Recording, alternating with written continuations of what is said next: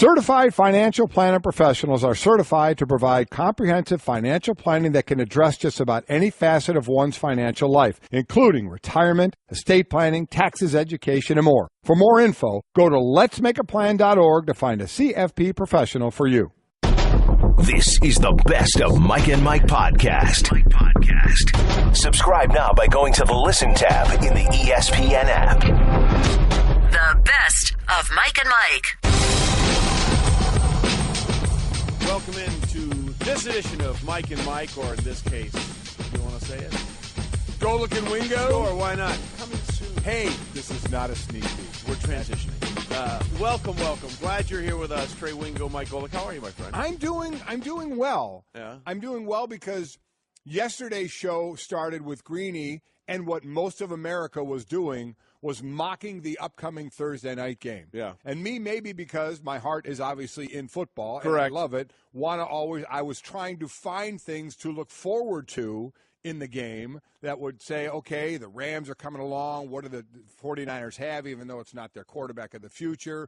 And look what we got. Lo and behold, an actual football game broke out. Unless you're a defensive player going into meetings today for a 41-39 game won by the Rams, you may not be as happy, but it turned out to be a pretty entertaining game, so I was happy about that. But we got a lot going on in the world of sports, some good, some certainly not so good as well, and some continuations from the net talk in baseball after the 4-year-old girl got struck in the face in the Yankees game. So a lot going on. How about you? I watched you on NFL Live yesterday. Well, thank you very much. Great story about it. I saw you.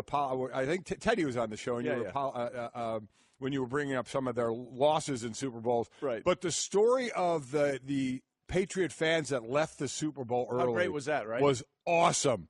Through their eyes and telling the story, it was fantastic. Yeah, long story short, it was a Jeff Darlington feature that was on Countdown, and we ran it again yesterday. You know, the Patriots ran up 28-3 in the Super Bowl, and all these guys were like, that's it, I'm leaving.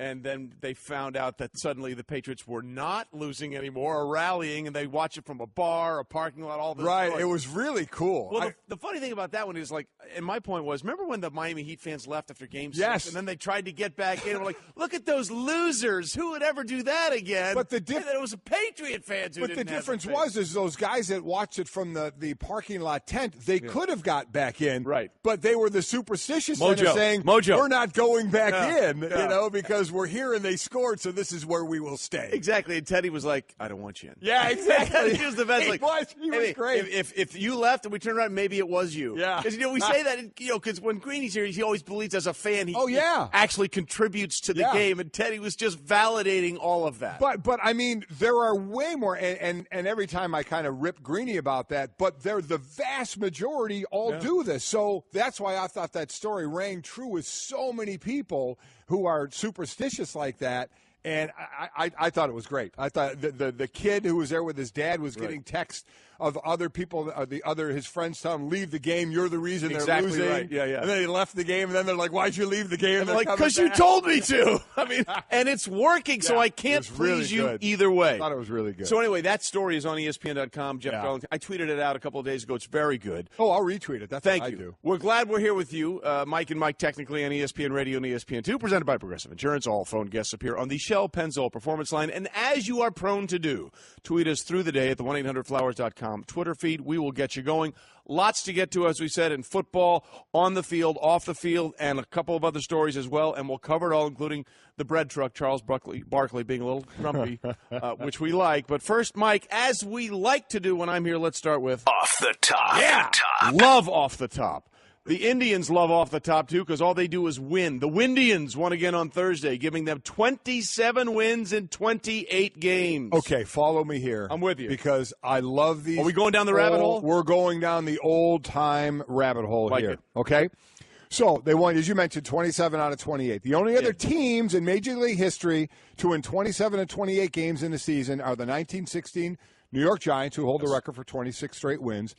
Even though there was a tie in there somewhere. Yeah, and they played it over and they won, and boy, that was a mess. And the 1884 Providence Grays.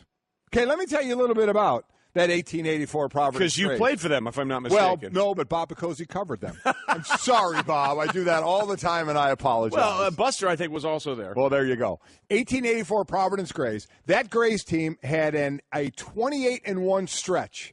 During that stretch, now, understand what I'm saying. I'm not saying this incorrectly because it seems so unbelievable in watching today's game. During that 28-1 stretch, Hall of Fame pitcher, and it also says internet legend, Old Ross Hayburn? Old Hoss Radburn. Sure.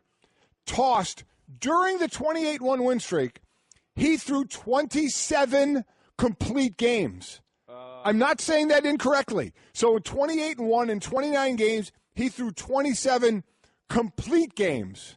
For comparison's sake, Radburn started as many games during that stretch than Corey Kluber has started over the entire season. Let me add to a stat on There's that. another level? Another stat. That year, Old Hoss Radburn, and I just love the names, he faced 2,672 batters. Okay? Yeah. The most any pitcher has faced this year is 841 batters. Wow. I mean, it's ridiculous. That is a little insane.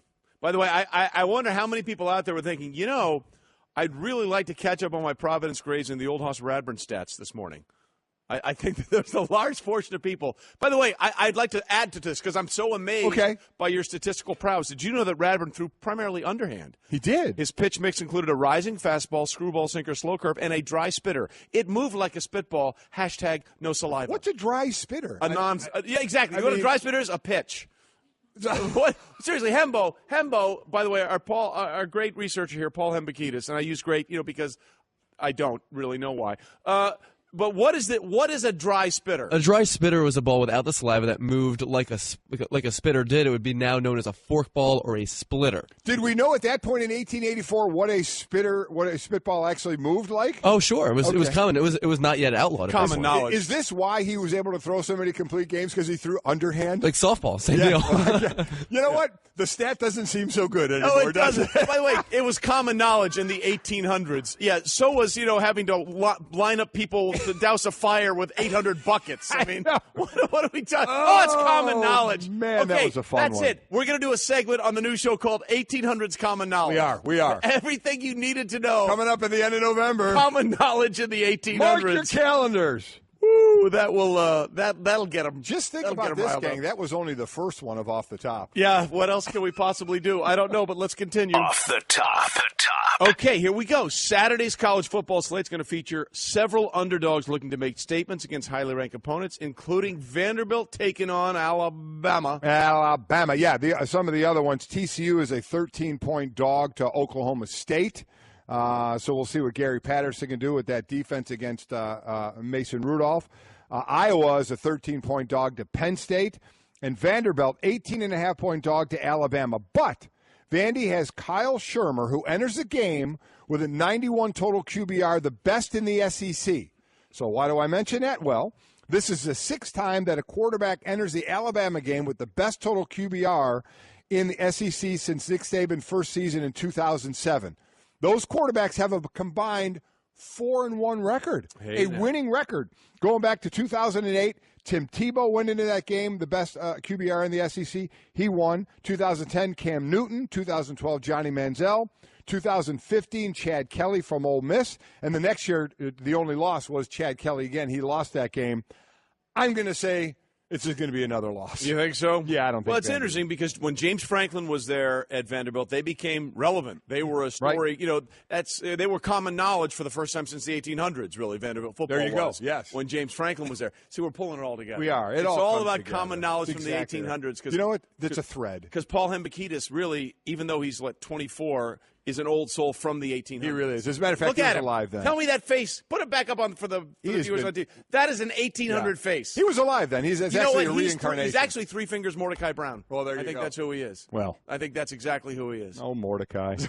By the way, old baseball nicknames were the best. The best. Right? That's why we do this all the time. With High Trainer. all the time. Can't beat it. Yeah. Okay, so we've kicked off baseball and college football on. Off the top. Let's move on to the NFL. Shall we? The Rams and the 49ers. Everybody, as you were saying, everybody's ready to lay into another Thursday night game, and lo and behold, we had an actual entertaining game. So here you go. Here's what happened last night. Tell for me those about that it. didn't watch it, and quite honestly, not many 49er fans were in the A stadium. lot of empty watching it. seats.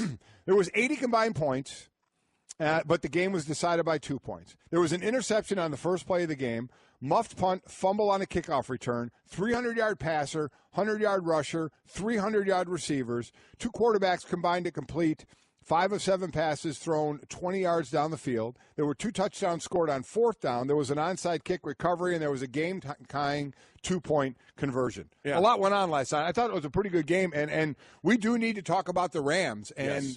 The defense we know about, but what Jared Goff is doing on the offensive side. Absolutely, and we'll get into that on the other side of Off the top. as we continue with this one other nugget. Jared Goff, 3 touchdown passes, and Todd Gurley, 149 scrimmage yards, led the way for the Rams. And Gurley, the first player since Megatron to have 6 touchdowns in the first 3 games of the season. And he's starting to look like the Gurley. I took him a lot. As a matter of fact, we had that draft last year when Bobby Flay took David Johnson #1, and we all laughed. Green and I picked Todd Gurley, and he wasn't anything on really on the fantasy last year. But, boy, this year he's running the ball well, and 13 catches, I believe it's 13 he has, out of the backfield in 3 games. That's what needed to happen with Gurley. He needed to become that kind of back. So he gets 100 yards last night, and then a couple of additions. Robert Woods, Sammy Watkins go over 100 yards, and Jared Goff is throwing a nice football out there as well. Listen, it's a remarkable transition from year 1 to year 2 for Jared Goff, and that was Off the top. as we are off and rolling on a Football Friday here on Mike and Mike. By the way, Mike and Mike is presented by Progressive Insurance. More independent agents sell Progressive Insurance than any other brand. Find an agent at Progressive.com. Now that's Progressive. And speaking of Progressive and progressing, that's the thing I think is something that needs to be discussed when we look at what the Rams are doing. We always get enamored, and rightfully so, with players who come out of college and have these amazing highlight reels and can do all these amazing things. And then we see so many of them, Mike, when they get into the NFL, and all of the sudden they struggle a little bit. And you take a look at a guy like Jared Goff, who last year, he was the 4th or 5th rookie quarterback to start last year. I mean, you had Kessler and Hogan for the Browns, both getting in there and making starts. You had Dak Prescott get in there and make a start. You had Trevon Boykin actually get some playing time in Seattle before you had Jared Goff and Carson Wentz as well. Of all those quarterbacks, he was the last one to go. And he struggled mightily last year. Listen, he was inactive for the first game, not even in pass. As the number 1 overall pick Yeah. for several of those games, if I'm not mistaken. And then he comes back this year, and all of a sudden, they're putting up all kinds of points. At one point last night, in 2.5 quarters, Jared Goff had scored in 2.5 games 90 points. In his first 7 starts last year, he had scored 85. So we're seeing a major transition. And the point being, coaching matters in football. The roster hasn't changed that much for the Rams. Yes, they got Sammy Watkins and Robert Woods and Cooper Kupp they drafted, but essentially most of that offense has been the same. They redone the offensive line a little, which they needed to do. Absolutely, but Saffold was still there, and Haverstein been there for a while. The bottom line is the biggest difference is that you've got a quarterback who now has a coach in Sean McVay who is doing to Jared Goff almost essentially what he was able to do for Kirk Cousins in Washington. If you go back and look at the former staff, and listen, Jeff Fisher, who I like, he was one of my D coordinator when I was in Philly, but, it's not all just Jeff. Jeff is a defensive coach. You have offensive. Right. That's the one thing you got to make sure you do is have the offensive-minded people on the staff. And you go back to when they took Sam Bradford #1 and start ticking off the quarterbacks they had until, that staff was gone. They didn't do anything with him, right? I mean, they and that was the big thing. What are you doing with this quarterback to help him along? And that's another thing. We sit here and we talk about, oh, my gosh, these quarterbacks are not ready for the NFL with the style they're playing in college. It's going to take time. And then we get shocked when they're not playing well as rookies. Correct. It's like, well, wait a minute. He's a top pick. Why isn't he playing well? Why isn't he dressed for the game? And it's like, as I said, you don't draft them for their rookie year, but every now and then, what throws it off? A Dak Prescott comes out of nowhere and has a great year, and you're like, well, wait a minute. Every rookie should be doing this. Those are the exceptions, that's not true. not the rule. It's exactly right. It takes time, how many people were talking at the beginning of the season, man, if they could trade Jared Goff, you think they should do that now? That could help them get a stockpile of things for a new coach. And it blows my mind that we say, boy, the quarterbacks aren't ready because of the college scheme, and then we rip them when they don't perform well. Right. In the beginning, there's a growing process to this thing, and I'll tell you what, he has jumped leaps and bounds, and I'm sure a lot of it is year 1 and 2, but there's no doubt a lot of it is coaching as well. Look, Sean McVay is an offensive guru. I mean, the interesting things in that game last night were the ages of the two head coaches, right, 31 right. for McVay, 37 for Kyle Shanahan. It was the third youngest coaching matchup in the Super Bowl era, but the other two were actually the same two coaches. Yeah. So technically, they were the second, just the other two guys played twice. 1992 was Bill Cowher and Dave Shula. Dave Shula, yeah. So anyway, the idea that you hear all these times, it's not the X's and O's, it's the Willies and Joes. It's almost the opposite in the NFL. Like you can have, if you're going to win in college, you need the best athletes. You need to recruit the best athletes. You know what everybody has in the NFL? The best athletes. Yep. So it's, can you put them in situations? And you find coaches that'll do this. Bill Parcells was notorious at this. He wanted to run the ball and be an offensive, sort of a ground and pound kind of guy. That was his MO. That's his DNA. But then when he got to New England and he had Drew Bledsoe, he's like, we can't do that, so we're going to do this instead. And he adapted his coaching ability to what his players could do. That's how guys like Dion Lewis can leave Cleveland and come be a star for the New England Patriots. Taylor Gabriel the same way. Cleveland didn't want him. They found a way to use him in Atlanta when Kyle Shanahan was there, and obviously Dan Quinn is there now, and they're relying on their offensive staff to find ways to use him. So it's about coaching in the NFL more than anything else. I know a lot of times players don't want to hear that, right? But it really is about coaching in the NFL. Completely agree. And to look what Jared Goff did last night, only 6 incompletions, 22 of 28, 292, 3 touchdowns, and probably more importantly, no interceptions. He wasn't sacked at all. And, he's not the running quarterback out there. He can certainly move some. But so we talked about some of the revamping of the offensive line a little bit and how that's helped. And you have Gurley running the ball, so give that O-line credit for run blocking as well. And I know a lot of people are going to say, well, look who they played. They put up over 40 points twice, but it's the Colts. They did have a nice win over the Giants, 27-20. And then put up another 40 points here.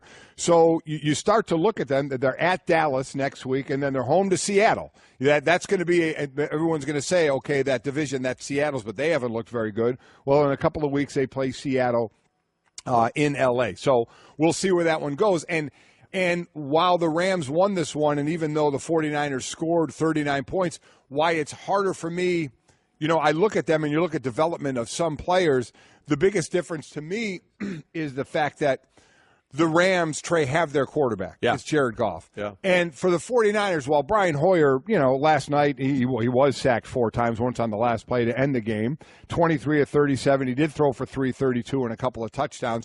He's not the quarterback of that future. No. The next time the 49ers re-enter the middle to upper echelon of the league, it's going to be a different quarterback. So that's why it's got to be a little tougher, I would imagine, for 49er fans to say, what do we have here? Okay, we have Solomon Thomas on defense and Reuben Foster and, where other guys we're picking up and young players and how they're going to fit in, but we don't have our quarterback yet. So they're kind of biding their time until between, John Lynch, the GM, and Kyle Shanahan, whose combined age is like 50. I think I have pants older than them. Get that quarterback. So that's why I think right now you hold off on the 49ers and you say, okay, Rams, young pieces, right, acquired pieces, certainly going in the right direction. Well, look, and there's little things. We can all see the stats, and we can all see the yards and the touchdowns and all those little kinds of things that every fan can see. But there are always things inside the game that coaches look for. You always say, and Trent Dover was great about this, quarterbacks are paid really to do 3 things: win on third down, win in the red zone, and win in the 2-minute situation, either at the end of the half or at the end of the game. And another situation that was a little thing last night that most fans probably didn't notice, but it goes a long way when they look at the game film, and coaches will pick up on this. Goff didn't take a sack on third down Thursday. He had taken 15 sacks on third down, most in the NFL since his debut in Week 11 of last season. So when he's not taking sacks on third down, that tells you he's not putting his team in a negative situation, and he's either going to throw the ball away and they're going to live to fight another day, or he's going to make the first down. So you don't want to get into a negative situation on third down, and he avoided that, and that's one of the things that his head coach, Sean McVay, was very happy of after the game. I thought Jared managed the game extremely well, distributed to his playmakers, gave guys a chance down the field. You look at Sammy and Robert come away with over 100 apiece. And really, those are the kind of things we expect from him. The play that I thought was one of the things that just shows you that Jared is mentally tough, doesn't blink in crunch time, is the 3rd and 1. We're on the goal line, and he ends up having kind of a run-pass option there, throws it to Sammy on a strike, and we end up punching it in right there. And those two made the play, and really, Jared has taken steps in the right direction, and we'll continue to expect the same from him. But very, very proud of Jared for what he did tonight and helped his team accomplish a win.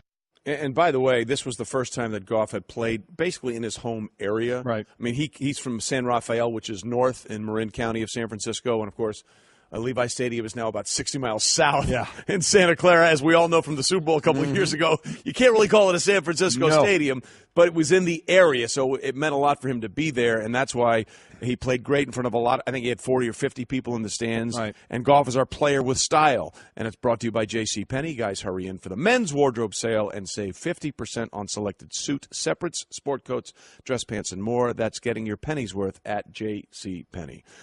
So that was the good news going forward with Jared Goff. The interesting thing is now, can they sustain it? Because the Rams were 2-1 at this point last year. Right. And They were. All of a sudden, yeah.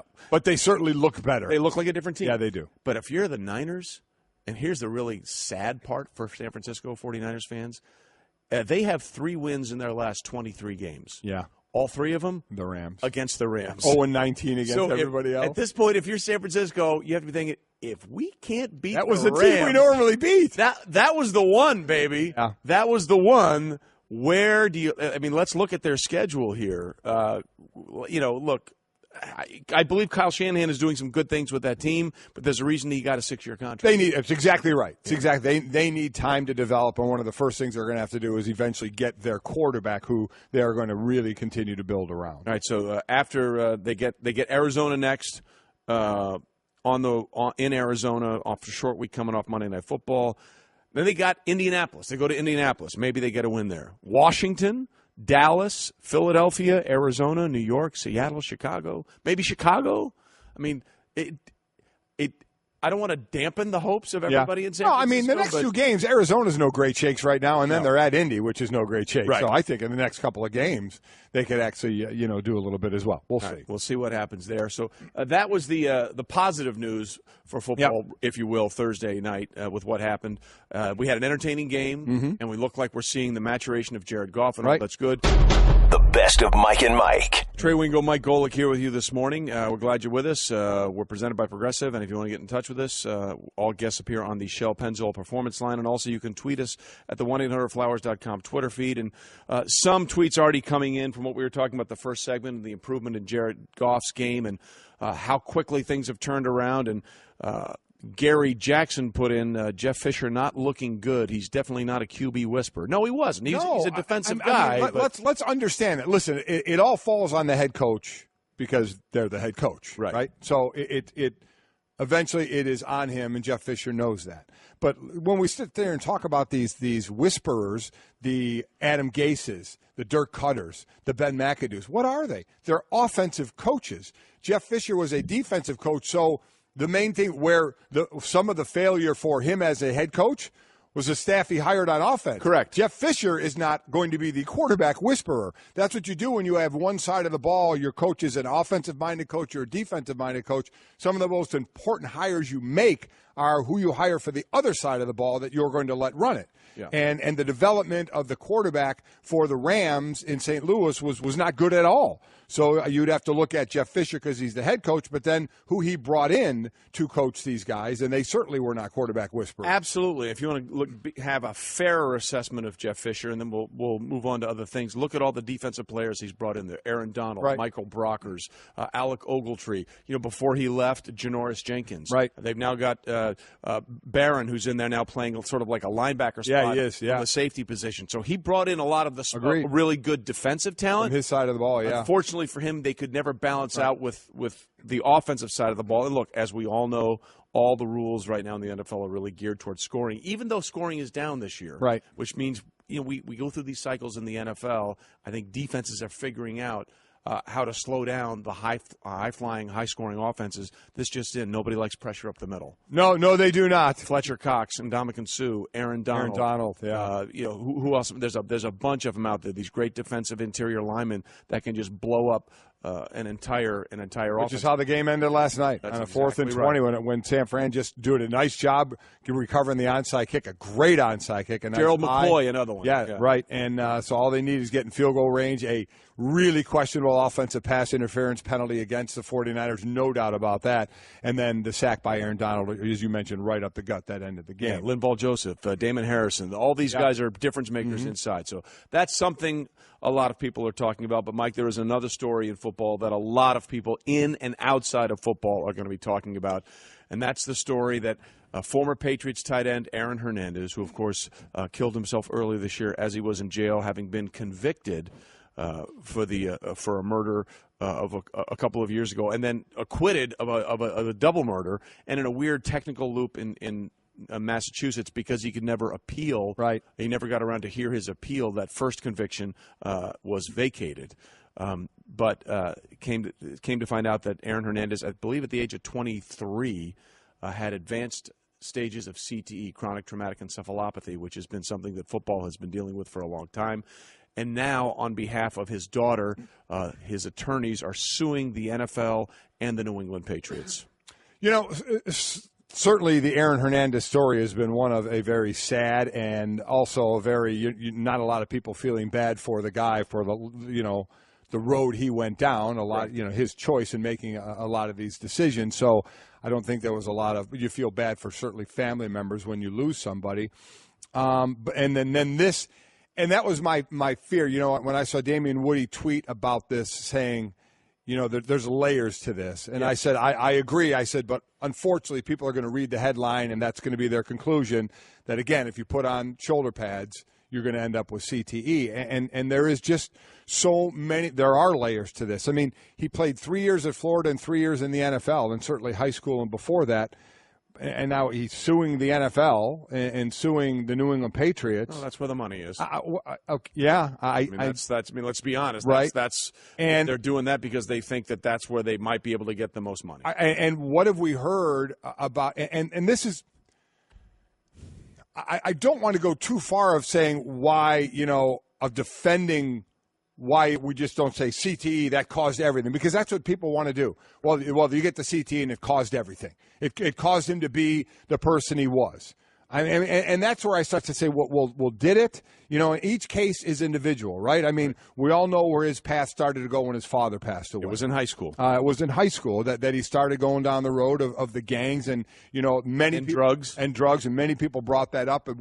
And they were asking me, is there been a study on drugs, whether it's illegal drugs or opioids, and the effect on this? And I said, listen, I'm not the one. This is where I said I've read articles on both sides of this, and we're just tapping into CTE in general, let alone whether alcohol, whether recreational drugs, whether opioids, whether steroids have an effect on all that as well. So we know the history a bit of Aaron Hernandez. So that's where I just caution people to make the jump to say, oh, well, he had CTE, so that's why he did everything. I mean, if memory serves, you correct me if I'm wrong, it seemed somewhat calculated of his suicide. Am I not mistaken, of the money that would be involved in that for the family? Yes, there were some legal ramifications there that he believed that there would be some money left over to provide for his family this way. Yeah. So I guess that's all I would caution is I agree with Damian. There are layers to this. And to do the other side, listen, I understand there is no doubt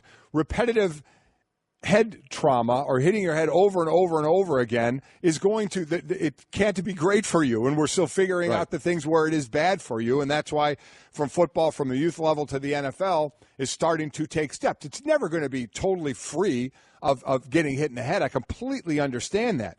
But I guess all I ask is let's just keep looking at both sides. I am more than willing, as I tweeted out, I'm reading research from both sides of this thing. Those, that are saying it is causing it, this is the reason players are acting the way they're acting, to others saying, whoa, let's hold off on that until we have even more information of what other elements may be involved in this. Yeah, look, this is not a thing that you can just encapsulate as, well, let's just put it in this box. Right. You can't do that. Here's what we can say. CTE is going to be a problem going forward for the NFL. And the fact that this guy in particular, because of the things he did in his life away from football, right, people are going to look at that, and they're going to, whether it's right or wrong, make a connection. Well, this did this. Right. In other words, it must have been the CTE that caused him to, at the time of the conviction, legally be convicted of killing a guy, even though, again, because of Massachusetts law, that was vacated. I don't think you can make that jump. I don't think you can say, well, it was because there are 4 stages of CTE, and apparently he was found to have a stage 3. Right. So obviously a fairly severe case of chronic traumatic encephalopathy. So you cannot say with any certainty, well, because of this happened. That I don't think we can say. Yeah. You can say that this is a problem and it needs to be looked at more, and the idea that there's a direct correlation between the two, I think, is going to be a very difficult thing, not only to speak of in general terms, but also in terms of this lawsuit going forward. Why are they only choosing to sue the NFL? Right. I mean, he played as many years at Florida, as you said, he did in the NFL. As he did in the NFL. Yeah. Why?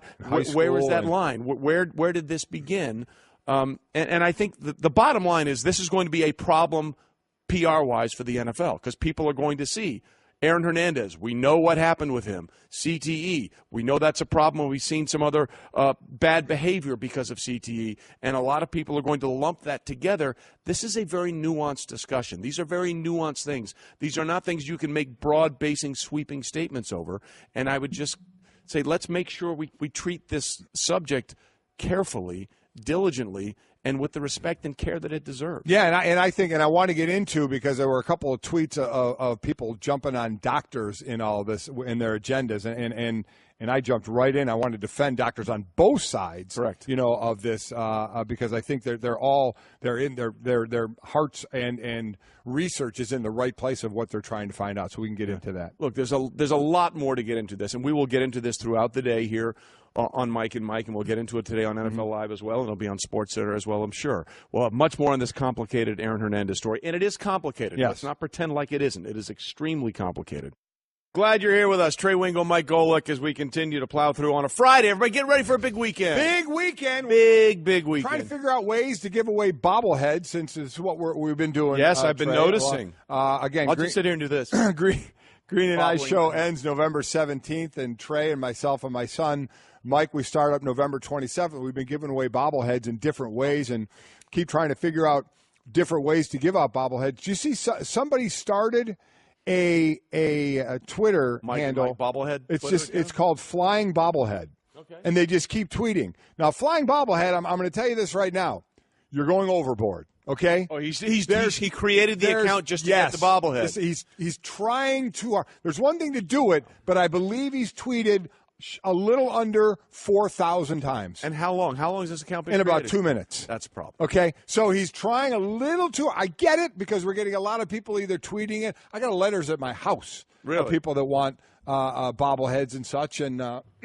How'd they get your address? I don't know. We'll just give it out. Are you giving it out? No, Are you giving my address out? As far as you know, I would never do that. Ray. Wow. So they are. All right, so we'll be doing that later on in the show. Yeah, we're figuring out different ways to give out the bobblehead. By the way, if you ever do what I just did, don't do that, because it really hurts your head. When you bobbled your head. I bobbled my head. There you go. I did.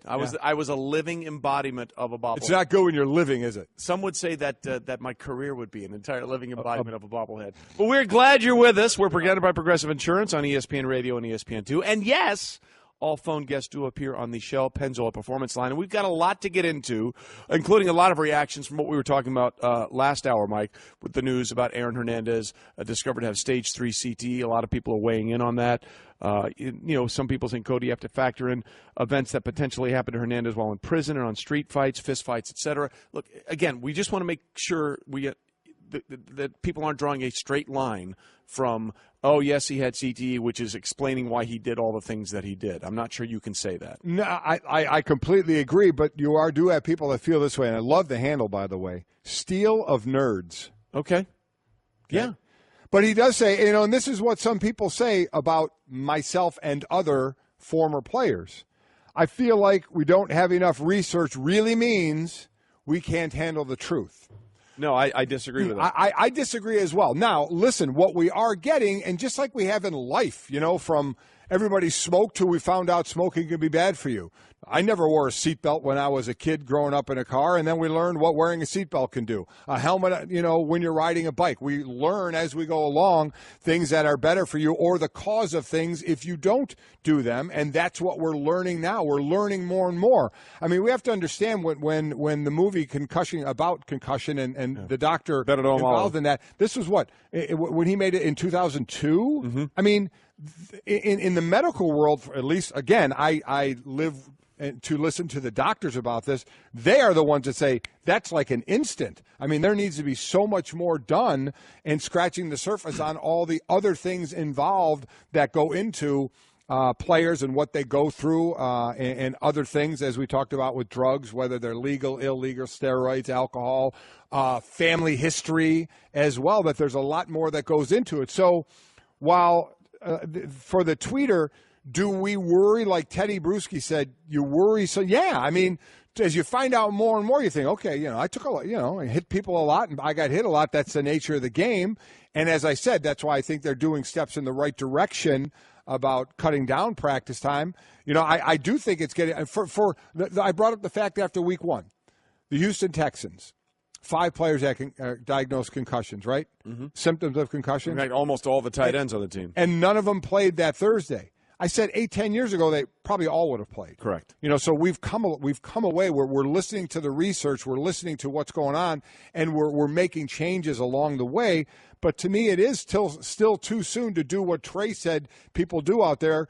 They have this, and this is why. Yeah, look, it's just, I think it is still too early to do that, though we are finding out more and more info. Absolutely. And look, I don't think anyone's shying away from the idea that, yes, CTE is a real what's the word I'm looking at? It's a real thing that can happen from playing football. And I don't think that's much debated. No, agreed. We're not steering away from that. I think what we're saying with this case is you cannot, at this point, draw a straight line from the fact that Aaron Hernandez had stage 3 to explain some of the actions that he decided to do in his life. And that we're a long way from there, but it's certainly not a good look for the NFL. It's certainly not a good look for football, and something that they're going to have to deal with going forward. I mean, and we'll ask when Vince Wilfork is here, we'll talk to him about a lot of things. Yeah. But that's one of the things we're going to talk to him. Yeah, it is. It is. And we'll continue to have this discussion all day long. We will, and I'll continue to to read doctors' research and talk to doctors and see where this thing ends up. But the one thing I do like is it's not like football is just poo-pooing everybody's research. They're doing things about it.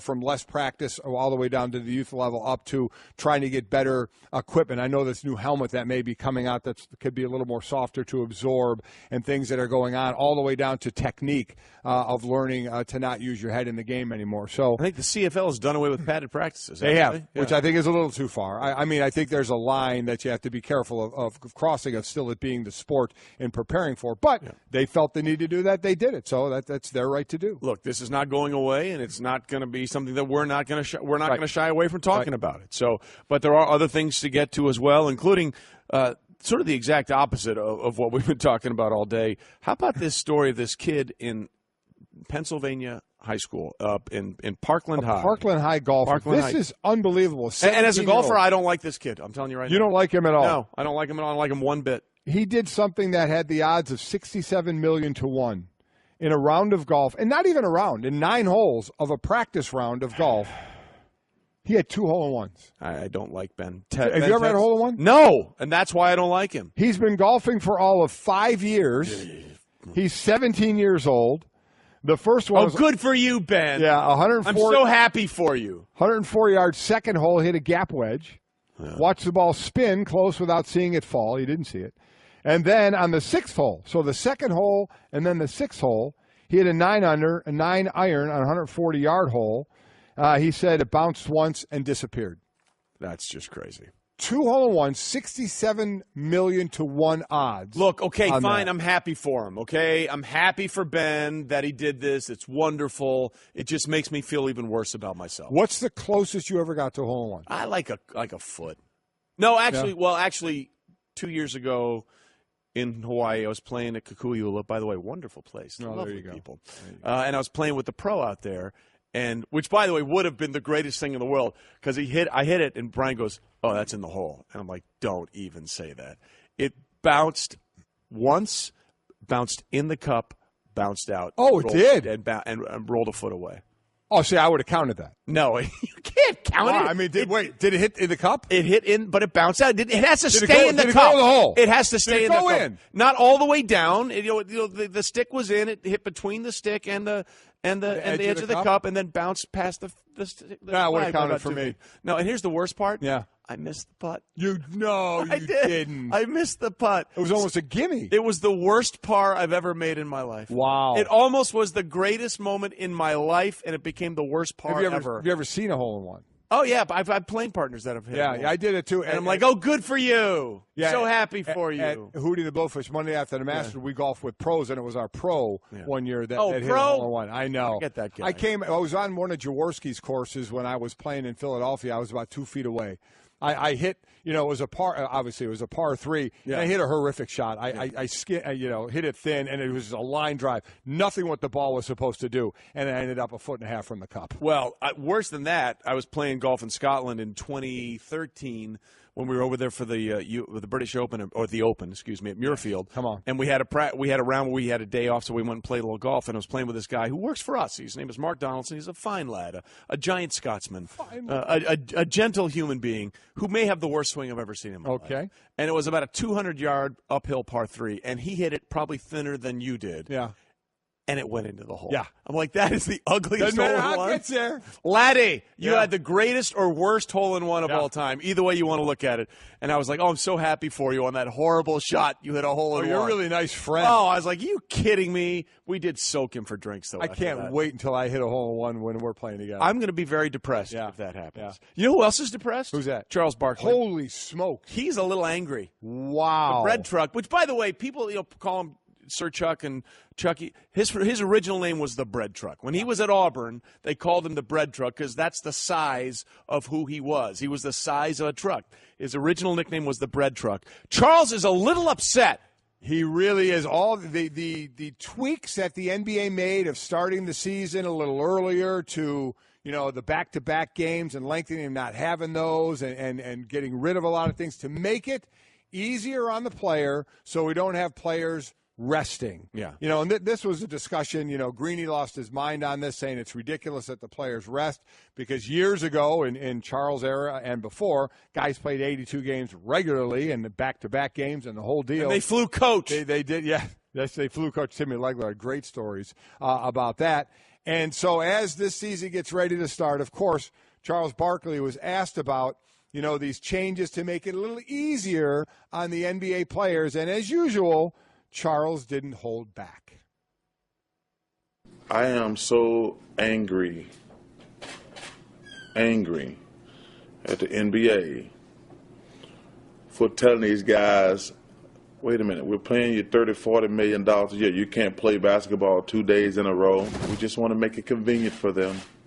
That $40, $50 million they're making a year just can't stress them out. Listen, we flew commercial and we were able to play back-to-back.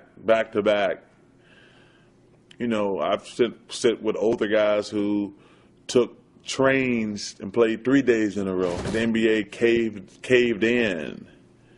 Instead of making them play back-to-back games, move the season up. I think it's a joke. So I just want to commend the NBA for just making it so convenient for these poor babies.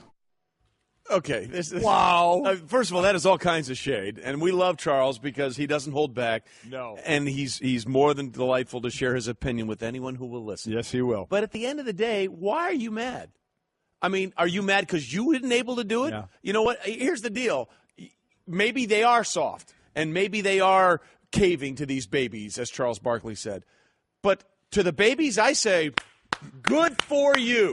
If you can get the NBA to give you all that stuff, take every single thing you can. Because, Charles, I'm looking at you, wherever the camera is. This is us. We're having a conversation. If you could have gotten away with it back in the day, you're telling me you wouldn't have made more money and had private jets and had less time in between games? I don't think so. Yeah. I think you would have taken that in a heartbeat. You know, there's part of the former player in me. I'm angry. The sitting on the porch and Kids, get off my lawn. Oh, the ball's in my yard now. You're not getting it back. Huh? Come on. That says, yeah, guys, Don't hate the player, hate the game. There's part of me that says, come on, these guys did it back in the day. Why can't you guys play 82 and back-to-back? But then, I mean, it's progress. Right. We have learned, and I think we have, because we're seeing it in other sports.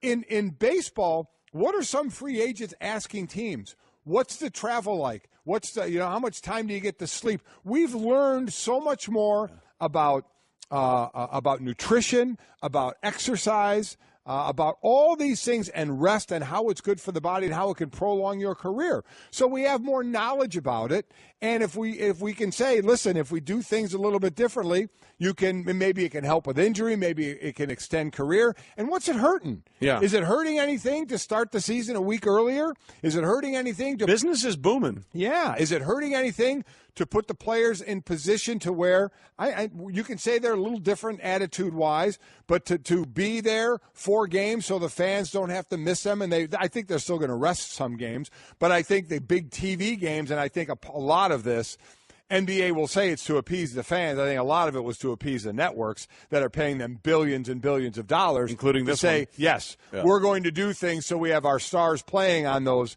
primetime games. But I don't see a big issue with it. Like I said, I think we learn, just like we're talking about, the horrible thing of CTE, but learning more about it. We're learning about rest. We're learning about nutrition. We're learning about exercise. And if we can tweak things to better help ourselves, I don't think that's such a big issue. And again, I Game's get it. not getting hurt. I get it, Charles. I get what you're saying, and we didn't have to do this, and we were just fine. Yes, but if I presented you with 2 options, okay, Mike, I present you with 2 options. We can play a lot of times 4 games in 5 days. You fly coach or commercial, and you'll make half the money.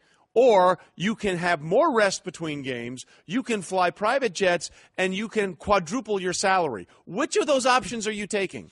Yeah, I mean, listen.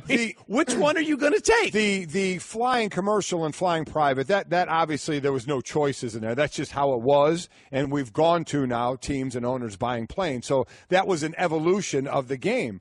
But also an evolution is finding out more about preparation and how to take care of the body. So I get why former players sometimes have a problem, because I'm one and I have to kind of bite my lip at times to say, okay, I may not like what I see because we did it differently, but that doesn't mean if we had that opportunity, different is not we wouldn't necessarily do it. wrong. Exactly right. It just means it's different. Yeah, it's exactly right. So taking out the private planes and the money, because it was what it was then. I mean, but if the commissioner then, if David Stern said to these guys, hey, you know what?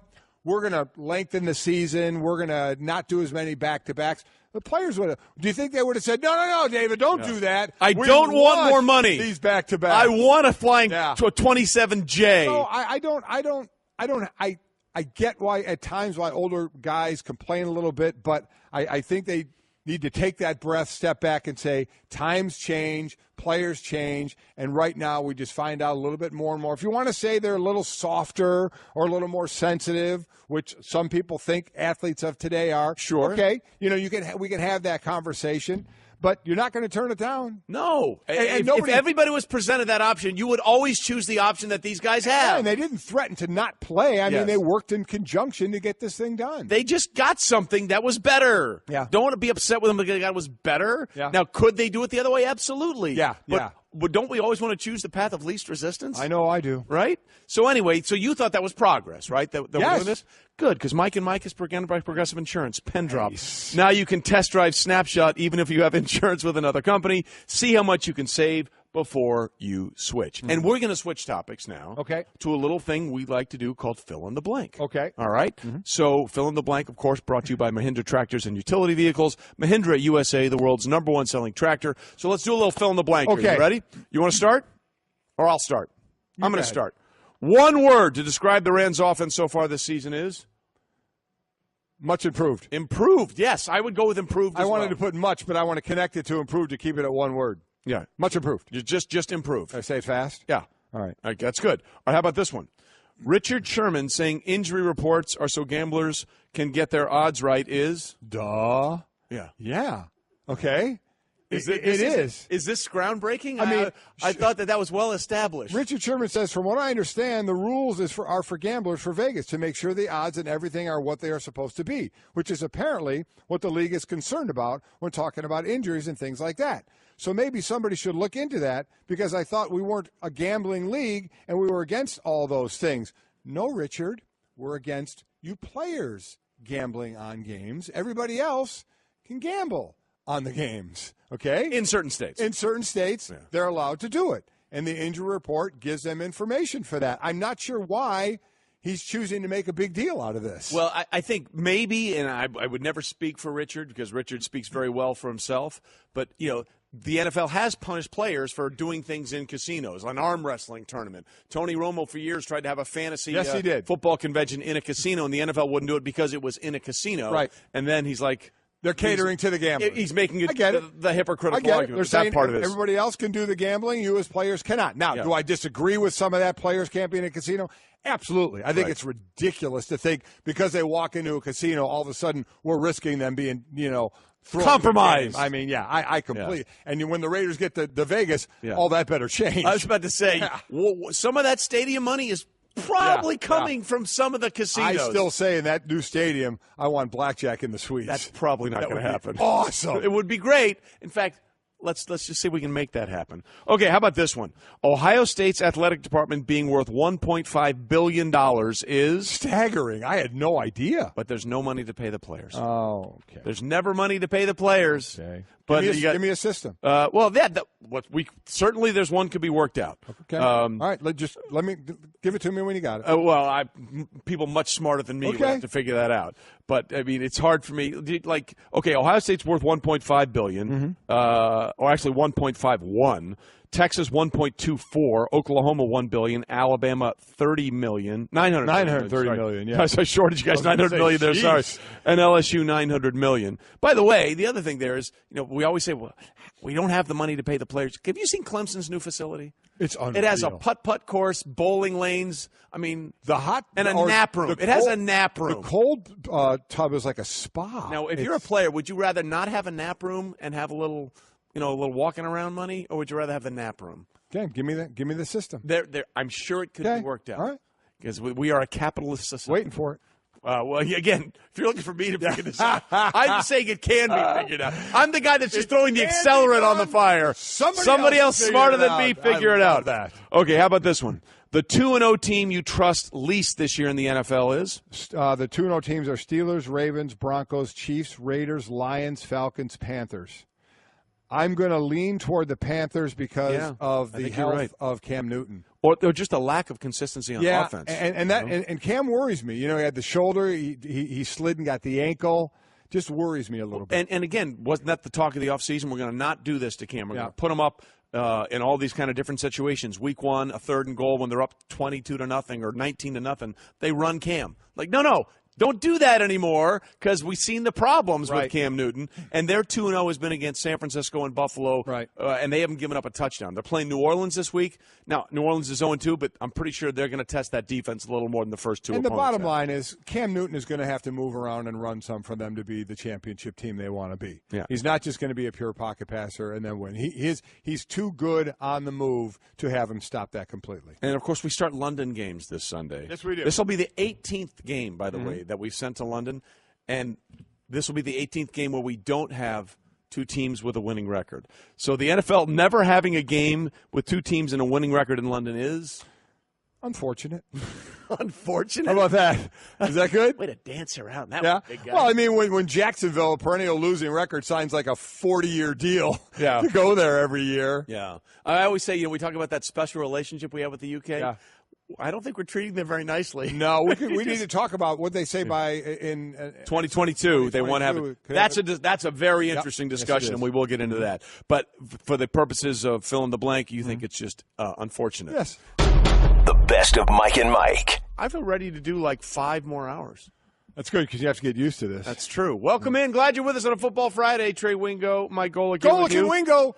Not a sneak peek. Yeah, just a teaser. If you will. It's a shrimp appetizer. And for those out there, November 27th is when me and my after. son will start our show. November 17th will be the last day of Mike and Mike. And speaking of that, we are giving away bobbleheads. We have an interesting way to give one away. Do tell. That we will do in just a little bit. We'll get you all caught up on that. So for the meantime, we are presented by Progressive Insurance on ESPN Radio and ESPN2. And, of course, all guests join us on the Shell Pennzoil Performance Line.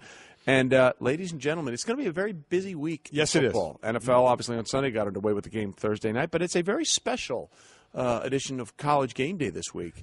They are going to, for the first time, New York, big city of dreams. They'll be right down in the middle of it all. And joining us on Mike and Mike this morning to talk about that is David Pollack.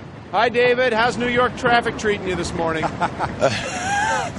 Well, considering we stayed right there next door, it was awesome. So we just walked over here. We knew better than to fight the traffic, but this is pretty cool. So it's going to be an awesome scene. You know, I think it's going to be a great scene. But as I told Herbie the other day, you do realize that while there will be so many people that are going to love the show, and you guys are used to that show being loved by everyone, there will be those there that are going to just think you're gay. Boo! Boo you, and maybe give a middle finger salute as well.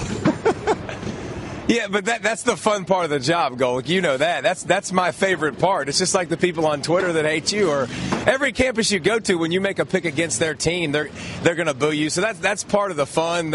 It's not just about the cheers. The boos are just as fun. But I think to do something like this, and we've heard a lot about all these bars every week that are represented by certain universities, that all these alumni come out. So I'm hoping they come out here and we make it a once in a lifetime scene that people really appreciate, and that's really fun. Well, you hope so, because I remember when the Super Bowl was there, David, a few years ago, and the only positive thing we heard from New Yorkers was, hey, at least you got the characters out of Times Square for a week. Yeah, that's the Elmos and the Mickey Mouses. Yeah. That was their big contribution. At least you got them out of the way this week.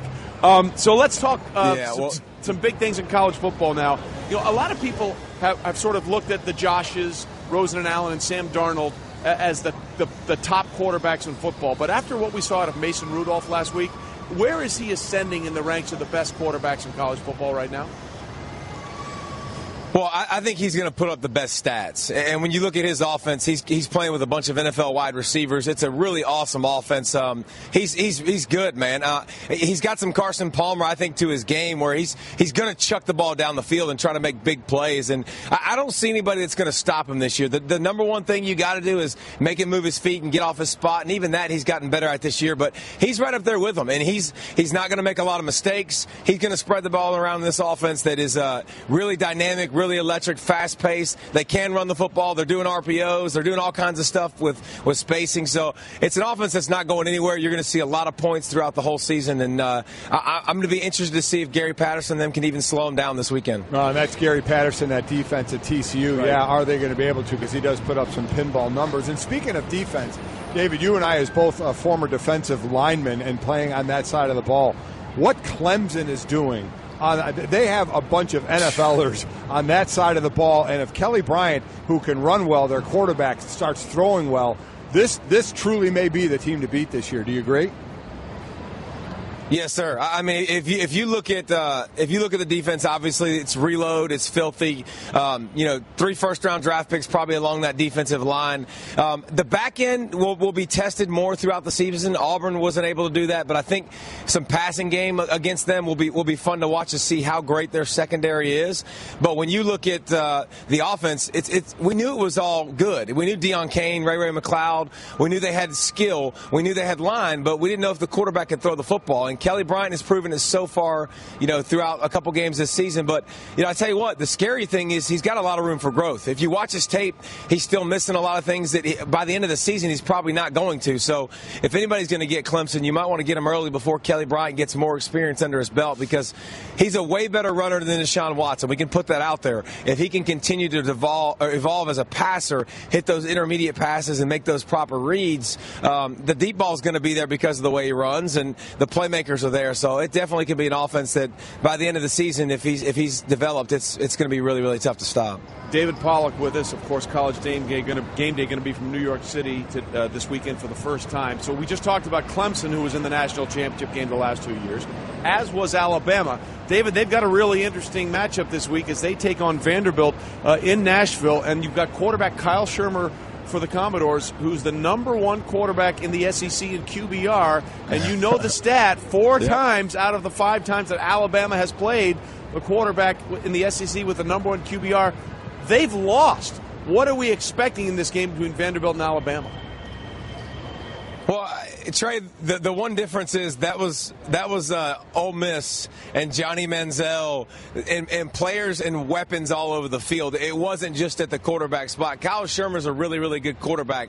He doesn't have the personnel around him where he can, where those guys can make a bunch of plays for him. He's very efficient. He's been very smart with the football. But Trey, the only way they win this game is if Vanderbilt plays great defense and gets those that Alabama offense in passing situations. Passing situations, Jalen Hurts is still developing as well. Calvin Ridley is the #1 guy, so take him away, make him go to the #2 guy, and see what happens with Alabama. But listen, I think this could be a sneaky good game. I think Vanderbilt can hang around. I think Vanderbilt is going to be in contention for the SEC East this year. I think they're going to be one of the 3 teams that are fighting at the end. I think they're going to win 8 or 9 games, but this weekend, not so much. Yeah, I would agree with you there. The 4 quarterbacks that won as top-rated quarterbacks in the SEC against Bama. 2008, it was Tim Tebow. 2010, Cam Newton.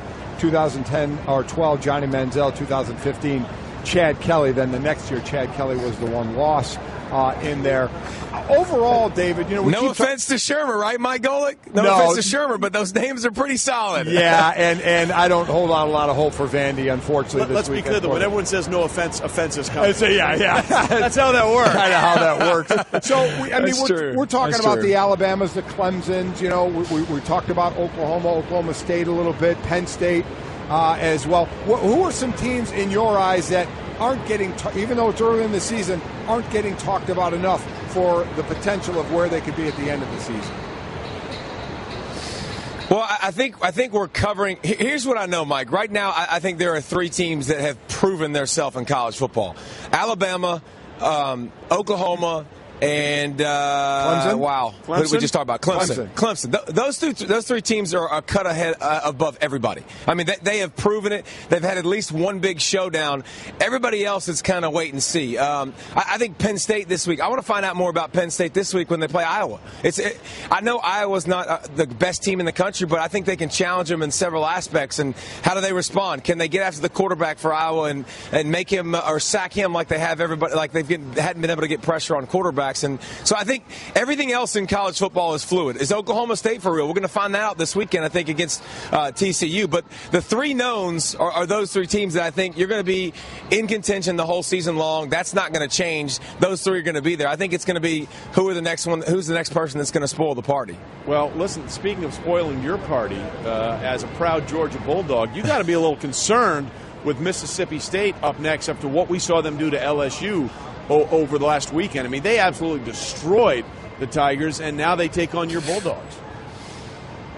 Yeah, not a little concerned, a lot concerned. And, listen, when do we start giving Dan Mullen more credit for how good of a coach he is? I mean, you've seen the quarterbacks that he finds. He always finds, and you can go back as long as you want, he's going to find dual-threat guys like he did at Florida with Tim Tebow. And I know Urban Meyer was there. But then you go and you find Dak Prescott, big, strong. Now you look at Nick Fitzgerald, big, strong quarterbacks that are physical, that can run his power run game, that also now can play action and develop as a passer. Golly, he's done such a great job against the defense with Georgia that, man, you finally look at this defense and you go, this is back to how it used to be. This is back to great defense, great players all over the field. Can they stop a mobile quarterback? Can they make him throw the football? And then the other side, Georgia's offensive line. And you talk about Jake Fromm as a freshman coming in. The offensive line has to do a better job. They played Sanford last week. Sanford, it's 4th and less than 1, and you can't pound Sanford for 1 yard. I mean, that's an issue. Can that offensive line give space for Sony Michel, Nick Chubb, Swift, all these running backs, all these guys? So it's going to be a great showdown. And, Trey, I think one thing we find out is who's the biggest threat to Alabama in the SEC. The winner of this game probably shows us who the biggest threat is to Alabama. Let's go on down the rankings a little bit and do a team we saw last night. They score 30 points about 900 games in a row now. Charlie Strong taking over at South Florida. They're number 21. They dismantle Temple last night, 43-7. They got a kid in Quentin Flowers, a quarterback, who's rivaling Lamar Jackson for some of his numbers that he's putting up. What do we think of this team as a non-Power 5 kind of moving up the rankings? Well, one thing that's cool is we know is every year that there's a non-Power 5 team that's going to crash the party, and that's guaranteed. And who's it going to be? Listen, they got speed on the offense. They got skill at the quarterback. They can run the football. They can throw it. If you watched them against Illinois 2 weeks ago, Mike, you probably would have said, Lord have mercy, can we have any more penalties? Because that game had 30 penalties in it, and it was really, really sloppy. I'd like to see more consistency from USF. You saw them start the season. They've had some slow down moments, and then they've had some moments like last night where they remind you. But San Diego State's a team that we're going to be talking about. You look at, they just beat Stanford. They're going to be probably undefeated this year. They play Boise State. They have more opportunities as a group of 5 team to crash the party now with their resume and what they did last week. So I think San Diego State and USF are both group of 5 teams that you better pay attention to. David Pollack with us from New York City. College Game Day will be there. You guys really missed an opportunity because Bill Polian's not playing safety for NYU anymore. That's when Game Day really should have gone to New York. You know, you guys could have worn the fedora hats that had press right there on the hat band. But we talk so much, David, about quarterbacks, and obviously it's a quarterback-driven league in the NFL. But what to make of Saquon Barkley, the running back from Penn State? He's your Heisman Trophy favorite, isn't he? He's the guy, man, that if you told me to pick the best player in college football, it's Saquon Barkley. I mean, just huge. He's a big – you don't realize how big he is. He's powerful. One of those dudes that squats 650 pounds, cleans over 400 pounds. But then he's, 220, 230 and fast, can start and stop. I mean, he's literally got everything. When you start comparing him to a guy like Ezekiel Elliott, he's got everything Ezekiel Elliott's got. Now, he's not the third down back, I would say, in pass protection. But you give this guy the ball, he can catch it out of the backfield. He can make people miss. I mean, he literally, to me, if I was starting a team, Trey, and I had one pick from anybody in college football, Saquon Barkley would be it. He's got a combination of everything and really makes that Penn State offense go and makes everything easy on Trace McSorley and all those receivers and all that offensive line. It's interesting. 2 years ago, people said the running back position was dead. Yeah. And you see Todd Gurley did what he did his rookie year, and Zeke has been great, and now we're talking about Saquon Barkley as the next big back out there, comparing him to Zeke. David, we appreciate your time. We know you got a lot to do. Go get a dirty water dog, by the way. There you go. 8:30 in the morning, nothing better than a street dog. Avoid the shish kebab, though, because that meat's out there and it's a little raw. Yeah. That could be bad. Dirty water dog, your best bet at 8:15. No, absolutely not to any of those. I will leave that to you and Golic. Come on, man. Nope. Thanks, man. David Pollack. See you guys. Take care. He's not doing the dirty water. He brings his own food everywhere. Yeah. He eats incredibly well right he's now. 1/3 of the human he once was. Yeah. And speaking of Saquon Barkley, NFL scouts on Barkley. He's the best running back prospect. This is one NFL scout. He's the best running back prospect I've seen in the last 4 years. He's a different kind of dude. If he's not a top 10 pick, I'd be shocked. Saquon Barkley is better than Zeke. He's faster than Zeke, has more twitch. Barkley is a different guy with an extra gear. He'll never get caught from behind. Zeke doesn't get caught often, but he can. So This guy, 5'11", 230, he can truck you or he can run by you. Well, he's caught, I believe, 11 passes already this year, caught 28 the year before, 20 the year before that. You got to be able to do that. I said that's the next step for Todd Gurley, who didn't do it a lot, but the system didn't ask him to do it a lot in LSU. And you see he's catching the ball now more for the Rams. So that's something that Barkley will do more even in the NFL. But watching him run, if it's not a quarterback that wins a Heisman, because it's normally a quarterback award, or a running back, it's going to be this guy. He is that good. He is fun to watch because, like I said, he'll run you down or run past you. And obviously his team's doing pretty well as well. You just look at his numbers here. His first year he averaged, as he had over 1,000 yards, he averaged 5.9 yards a carry. Very good. Next year he had almost 1,500 yards, averaged 5.5 yards a carry. This year he's averaging 8 yards a carry. 8 yards a carry. So my problem is, why are you only giving him 38 attempts? If he's averaging 8 yards. I'm just doing the math, James Franklin, and I'm trying to figure out why don't you give him more carries if you're getting 8 yards a carry? Well, probably because, of the way they're beating teams and they don't have many. You mean 52-0, 33-14, and 56-0? Yeah, he's that would do it. He's kind of on the sideline. Yeah. Is what you got to give James Franklin a lot of credit here because he sort of invented himself at Vanderbilt and made Vanderbilt football relevant for the first time in a long, long time. And he could have stayed at Vanderbilt and been a legend in a great town, by the way. Right. Nashville, Tennessee is an awesome place. There's a lot of great things going on there. And he took Vanderbilt to bowl games, I think 3 years in a row? Right. Which had never happened. And he could have been the legend of all time in Nashville, Tennessee, because he made Commodore football relevant again in a great place to live, and he kind of risked it all to go back to – look, he's a Pennsylvania guy. Right. To go back and take over Penn State at a time where it did not seem like that was a really good place to be after Bill O'Brien had left with everything that had gone on with Jopa. And suddenly he's made Penn State into a powerhouse again.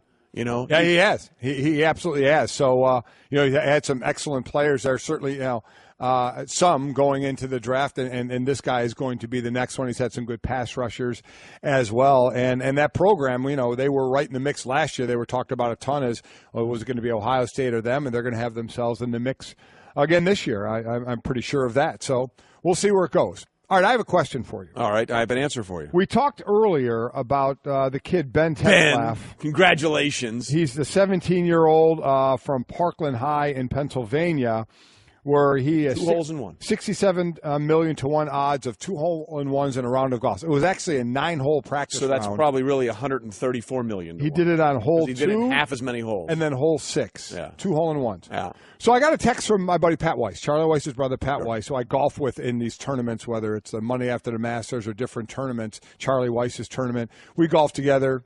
We have libations together. We enjoy each other's company. Yes, we have we've golfed many times together. Swing oil will be coming my way at 10:15 this morning. There you have it. He texts me that he believes it was Jerry West's son David, who 2 times in a round on 2 par 5s got 2 albatrosses. 2 double eagles. Yes. Yeah. So one.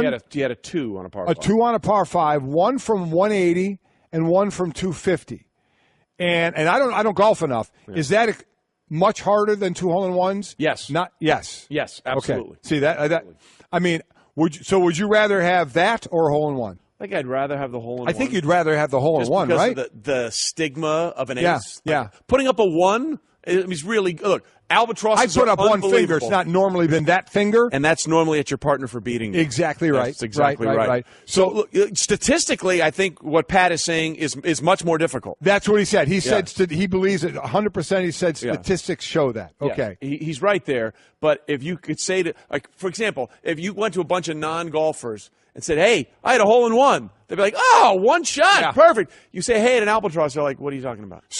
Or double eagle. What are you talking about? So statistically, that's harder, but nobody would choose that over a hole-in-one. I don't think so. I would be stunned, right? Yeah, I've made eagles, never made double eagles, but the idea of a hole-in-one, you get a plaque. You get your name in the paper when you get a hole-in-one. Right, I don't think you get those, even though they're harder. I mean, what's the stat? It's much harder to hit for the cycle than it is to throw a no-hitter. Isn't that what it is? We had a bunch of that before. But Hembo, I count on you for one thing. Ridiculous. You're thinking of the stats. perfect game, not the no-hitter. That's what it is. Thank you. So get on that and do your old Hoss Radburn stuff. Hoss Radburn. But, I mean, I think more people would rather have that than hit for the cycle. You know what I mean? I think it resonates with people more the other way. Definitely. So it just costs you more money hitting the hole-in-one. Because you're buying drinks for everybody. Okay. Yeah. All right. So double pretty impressive. Twice. That is very good. Yeah. I mean, that's pretty impressive. Especially if one's from over 200 yards.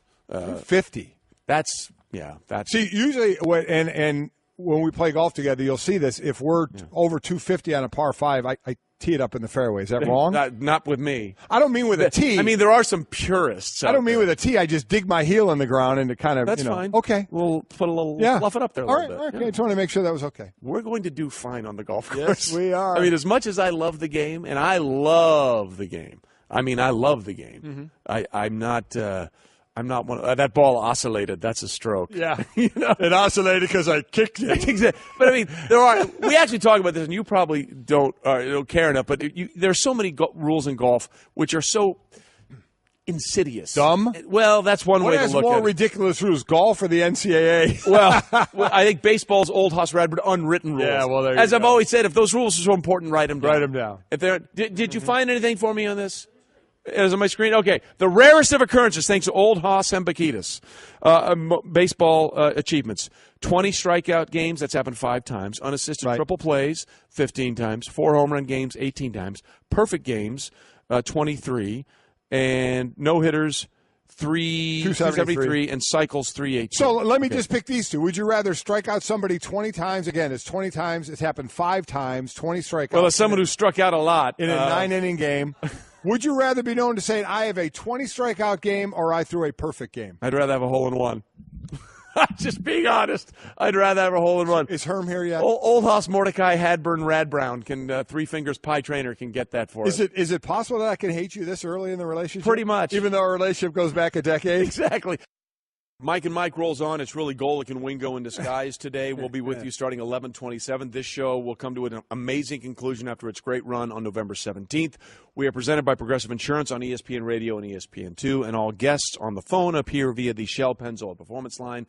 And then there are the legends that join us in person. Ladies and gentlemen, happy to welcome in my road dog. Oh, road dog. Herm Edwards. Yes. Now, people might say, why do you call Herm your road dog? And actually, I must say, Herm started calling me his road dog first for these reasons. Yes, because it seems, you'll appreciate this, Mike, that when I met Trey, and it was, 8-9 years ago now, he loves playing golf. I love playing golf. And it seems that we've take these trips all of a sudden all over the country playing golf. You know, we're the two guys that if you call us up and say, hey, there's free golf, we're in. We're going. We're we raising show both up. hands. we go up, and we played golf almost.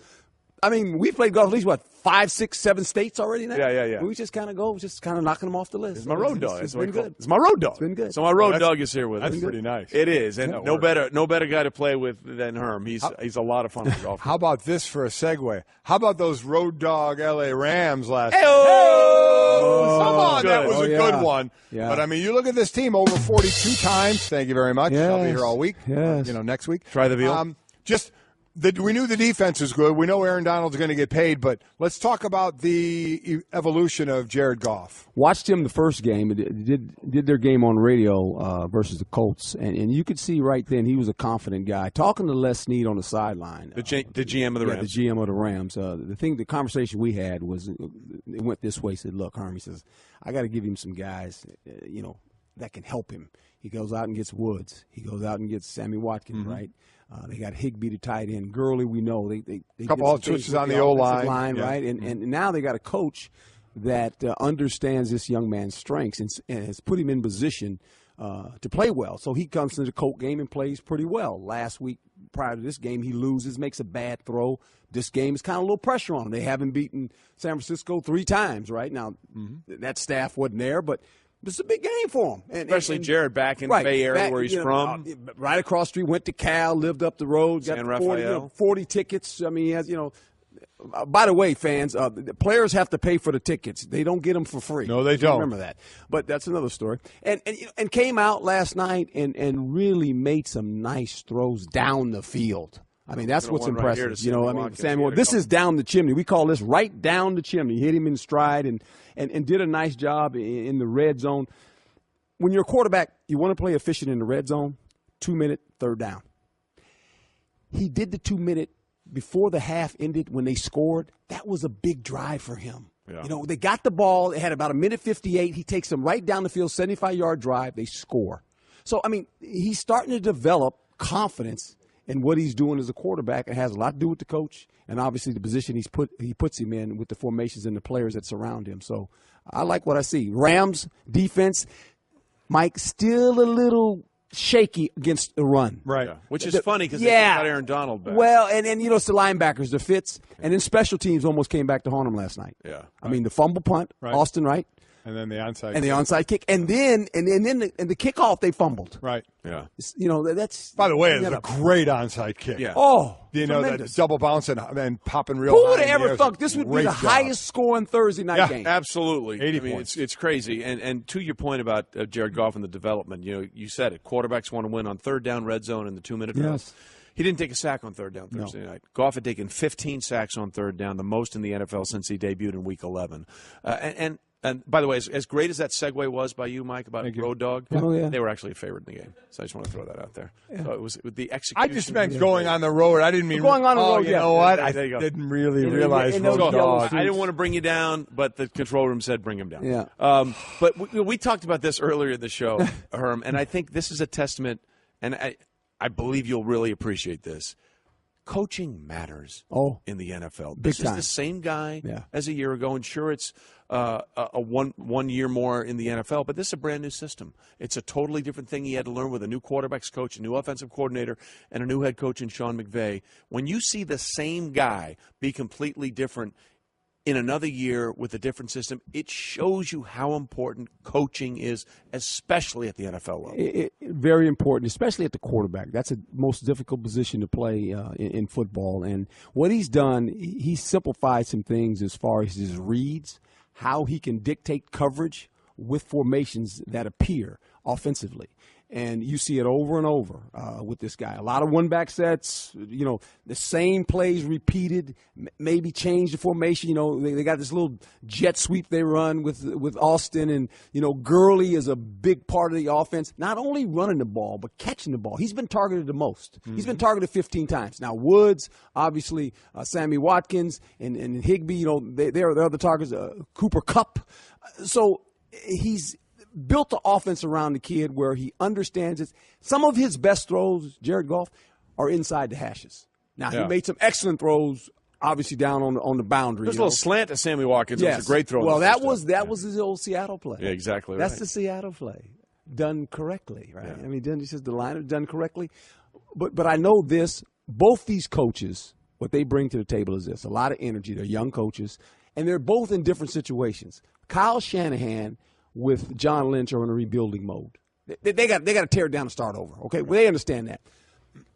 McVay comes in, remodel, had some good players, collected a couple more good players, have a good quarterback, have their quarterback in place, have some good players on defense. They have really a head coach on defense in Wade Phillips. Without question. So he can just stay on the offensive side, and you see it unfolding for him right now, playing well. So in other words, the difference between the two teams, one is one you want to flip and one is a complete teardown. One's a gut job and one's just remodeling. One is like, you walk in and you go, what, we got some nice furniture in here, but I don't like it in this room. I'm going to change it over there. So he's kind of new countertops, you're good to go. You know how they do. Not like your wife and my wife. They want a whole new house. Right. They want a whole new house. No, we don't want to. No. We want a new one. Just tear it down, start over. And they have the 6-year contract. Your wife too. I know your wife too. Just tear it down, start over. And speaking of that, there's a number of winless teams, but some the expectation that they were going to not do well. Right. But there's a couple of teams, and I know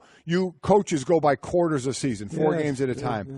But is it too early to start to wonder if there's going to be some panic in Cincinnati and with the Giants, 2 teams that were expected to do more than what we see right now? And by the way, Cincinnati goes to Green Bay and the Giants go to Philadelphia, but haven't won and haven't looked good. So is it panic time in those cities? Well, you know what time it is in those cities? Hammer time? And bigger than that, it's player time. It's player time. The coaches can say all the stuff and go before the masses and say, we're going to do this. These players need to look at each other and say, look, in Cincinnati and with the Giants, they got to look at each other and say, hey, guys, we got good players here. When are we going to get tired of losing?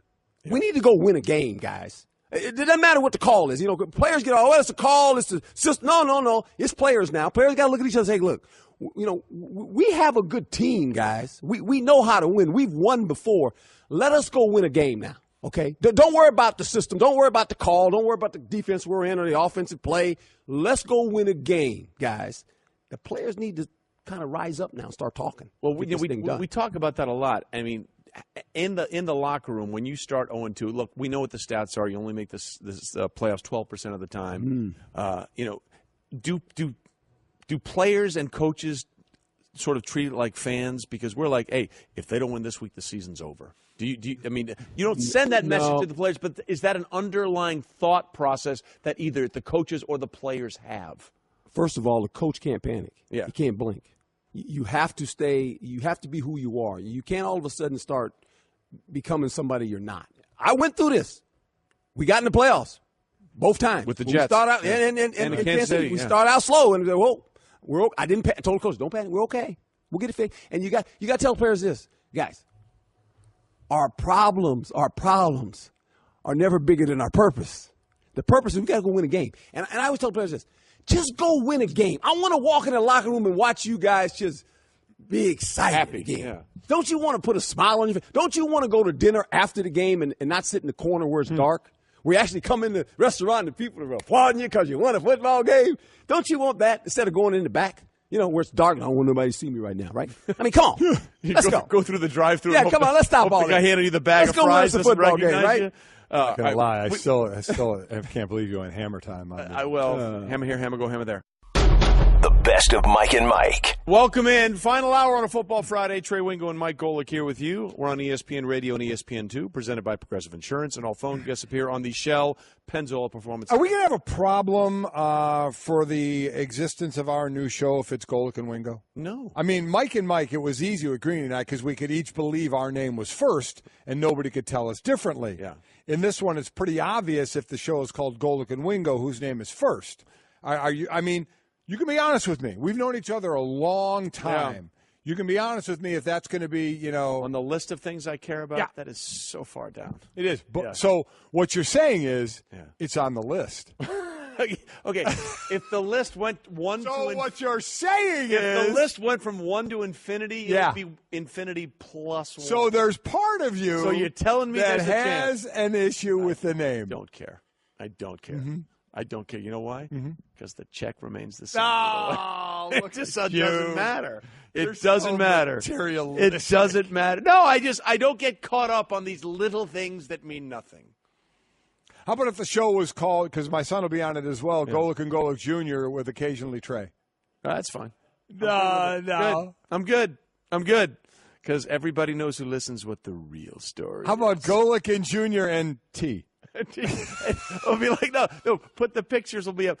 2 giant Golic heads and then a mini me. A mini you. They're the problem. As long as I'm on the poster. I want to go as far as where to go to make you have an issue with it.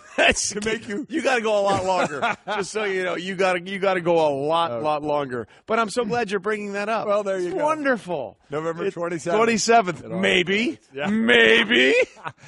Yeah, I'll go. And then, then what are you going to do? No, you'll be fine. Yeah. So we're glad you're with us. Yeah, we are. And we believe we have a new show coming for you. We do. On 11/27. That's a thought. It is. It is a thought bubble. We've got lots to get to. We do. Charles Barkley again sounding off. We've got the idea of an NFL team in London by 2022. Right. We had we'll see. We'll talk about. We had an interesting game last night. I think everybody expects these blah games on Thursday. You had to be pretty happy with a 41-39 unless you're a defensive player that has to go into meetings. Or someone that has to get up at 4 in the morning to get here. There you go, that too. That's also, would have been great if it was 41-0 at half. Yeah, that would have been better. Yeah. I'm just saying would have been better. So we got a lot to get to, including, ladies and gentlemen, Right now, Mike and Mike. Let's go. It's time for the 5-Point Stance. 5-Point Stance brought to you by Geico. 15 minutes could save you 15% or more on car insurance. Visit us at geico.com or call 1-800-947-AUTO, A-U-T-O. Here we go. 5-Point Stance. Mike, number 1. When Deshaun Watson faces Tom Brady, it'll mark the second matchup of the defending national championship winning QB going up against the defending Super Bowl winning QB. Cam Newton against Aaron Rodgers in 2011. Since 2001, the quarterback. Did you want me to read? I thought you were going to chime in. I would have thought there may. I guess it's kind of a rarity. It obviously is. It only happened once more, or one other time. So I don't know why I would have thought it would have happened more. Yeah, I don't know why you would have thought you wouldn't have contributed. Well, I thought you were going to read the rest of it. There's more to read. I'm a giver, Mike. I'm a sharer. I'm not a hog. We got to work these things out. No, it's better if we work them out in front of everybody. Good point. It's much better that way. And we continue on the 5-Point Stance. Okay. You just read, and when you stop, I'll talk. That's pretty much the way it went the last time. Well, I thought you were going to read, though. There was 4 other lines in that one. I'm working with a stone. The Panthers have not allowed a touchdown in each of their first 2 games of the season from the Elias Sports Bureau since the forward pass was allowed in 1933. Mike, you were there. The only teams in NFL history to not allow a touchdown in each of its first 3 games of a season, the 34 Lions, 7 straight, and the 37 Bears, 3 straight. They'll be playing the Saints, the Panthers will be, who are trying to avoid a third straight 0-3 start to the season. They and the Bears are the only teams who have started 0-3 in each of the last 2 seasons. The last team to start 0-3 in 3 straight seasons was the Browns from 2008 to 2010. You know, as we look at that. Is that better? Yeah, was that better for better. you? I was waiting for you to stop. You didn't have to read all of that. Holy smokes. First time I let him in. We have guests in the studio, and they're embarrassed for you. By the way, it's Hembo's baseball coach from high school. Is it really? Yeah. So this is all your fault, sir. Yeah. This is all your fault. He's a fine gentleman over there, right. but this is all your fault. Ross Hadburn over there. I want to bring up again, I mean, we're talking about the 0-3 starts, but with the Bears, we weren't expecting a lot out of, right? With the Saints, it's always about that defense because you know the offense can get yards and score points. That's why I brought up the 2 teams that are 0-2, but that we thought would do more like Cincinnati and the Giants. Like, should there really be panic with those 2 teams? Well, look, here's the deal, and we talked about this before. If you give $30 million to your quarterback, and he's earned every penny in Drew Brees, you're not going to have enough left over. So let me ask you this. Around him. Field Yates was saying. Yield fates. Here, and I don't know if he said it on NFL Live as well. Yes. The talk of, after this year, the possibility of letting Drew Brees walk. I think it's something they have to consider. I mean, look, Drew Brees is still playing at a very high level. Yes, he is. We'll see how he goes throughout the season. But you look, we talk about with the Ravens, all these teams that load up to pay their quarterback. You can't miss. You can't miss on a draft pick. You can't miss on a free agent. You can't miss with a bunch of injuries. Everything, your margin for error becomes so much thinner if you pay the quarterback. Are there kind of other money. teams that are paying their quarterback yet still have really good teams? Well, the Patriots. Okay, I mean, but Tom Brady's never been a $30 million a year guy. There are some out there, I mean, that are paying their guys. So I don't always look at let's let Brees go for it. Maybe management do better. Again, right? That's part of it, but your margin for error is so Yes, it is. slim. I agree with that. Since I use the Ravens as an example, since they paid Joe Flacco after that amazing run in 2012, they've missed the playoffs 3 out of the next 4 years. Right. Now, they're 2-0 this year to start the season, so things look good, but they had never missed the playoffs before they paid Joe Flacco. I agree. Same with Seattle. Seattle is seeing the same thing from paying Russell Wilson. They have no money on that offensive line. Yeah, but they were able to pay someone to keep that defense together pretty well. Absolutely. I think Snyder's done a nice job of that. I'm just not a fan of giving up on a guy when he could still be very productive for you and not make some better decisions and not be 2 years in a row have the most dead money in the league. Absolutely. They right now they have the 5th most going into this year. But the same thing is with the Colts. You know, they had a chance to build a really good team around Andrew Luck when they didn't have to pay him. And they failed miserably, and they're paying the price for it right now. All right, let's get on with 5-point stance, would you? Can't win with this guy today. What are you doing? Can't win. All right, since the NFL went to 12 playoff teams in 1990, there have been 3 teams who have started 0-3 and made the playoffs. 98 Bills, 95 Lions, and the 92 Chargers who actually started 0-4. Mm-hmm. Conversely, 73.5% of the teams who start 3-0 went on to make the playoffs since 1990. But last year, 4 teams started 3-0 and missed the playoffs. The Vikings, who started 5-0, by the way. The Ravens, who we just talked about. Denver started 4-0. And the Eagles, the second most such teams in the Super Bowl era. In 2002, there were 6. That is interesting. Now, listen. What is that word you were going for? Interesting. Okay. There's only a couple of, only a couple of games in as far as undefeated teams are concerned. So I think it's tough to ask the question which undefeated team may still not make the playoffs. I think obviously you can have plenty of those, but is there a shakier one to you that is undefeated? We talked about Carolina, Detroit, possibly. Maybe? Is it that division's tough? Detroit. Yeah. If Green Bay heals up, I think Green Bay is the best team. Agreed. And then what are we going to do with Minnesota? Because Sam Bradford, we don't know what the situation is. Non-contact reason he's out. I mean, that's twice ACL tore in that, and they're a completely different team when he's that. To me is you all right? Oh, it got me because of that division. And the interesting is one of the more intriguing divisions just for those reasons. Where a division like the AFC West, I'm like 3 teams are in. Absolutely, I think 3 they teams did that in 2013. They had 3 teams in the AFC West, and that's what makes because the Chargers could easily be 2-0.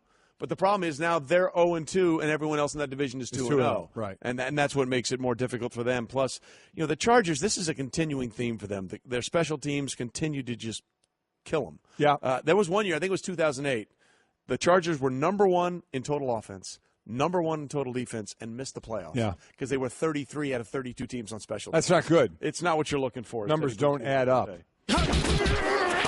We continue our 5-point stance. Wow. The Falcons and Lions end of the week as two of the three 2-0 teams in the NFC, the Panthers being the other, and they play each other, Falcons and Lions. While the NFL Football Power Index has the Falcons as the top-ranked team in the NFC, it's not as high on the Lions, who are ranked 8th in the NFC. According to the Westgate Las Vegas Sportsbook, Detroit is currently listed as a 3-point underdog at home despite starting 2-0. This is the third time Detroit is a home underdog when entering with a winning record under Matthew Stafford. Detroit lost both games to Green Bay and failed to cover each time. You buy into Detroit? I am if they can run the ball. And they were able to run the ball Monday night against a pretty good Giants defense. That's what I thought as well. We can say what you want about the Giants offense, but the defense is a good defense. And if they can run the ball like that, and because we know they love to pass and how much that would help that passing game, I think the defense is coming along there. That's a team to watch for. I think that could be, I know they made the playoffs, to sit there and say a surprise team, but we always think Green Bay because of Aaron Rodgers. Well, they haven't won a playoff game, I think, since the early 90s, if I'm not mistaken. I think they beat your Eagles, wasn't it? And they haven't had No, you pounded the Lions that one year, right?